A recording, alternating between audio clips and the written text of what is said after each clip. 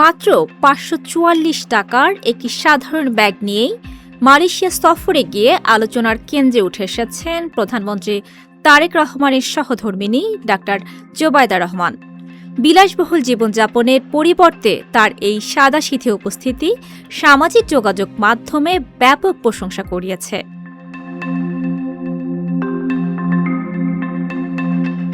বাংলাদেশ সরকারের দায়িত্ব গ্রহণের পর প্রথম রাষ্ট্রীয় সফরে ২ দিনের জন্য মালয়েশিয়া গেছেন প্রধানমন্ত্রী তারেক রহমান।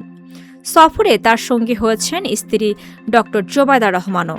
রোববার তাদের মালয়েশিয়া পৌঁছানোর ছবি প্রকাশের পর জোবায়দা রহমানের হাতে থাকা একটি সাধারণ ব্যাগ নেটিজনদের নজর কাড়ে।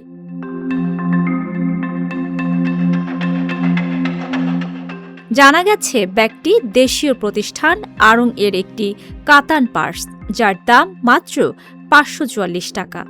বিষয়টি সামনে আসতেই সামাজিক মাধ্যমে প্রশংসার ঝড় উঠেছে।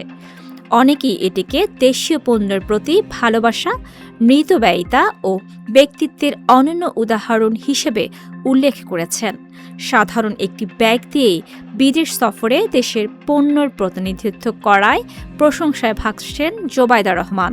সায়মা রূপা, ফেস দ্য পিপল।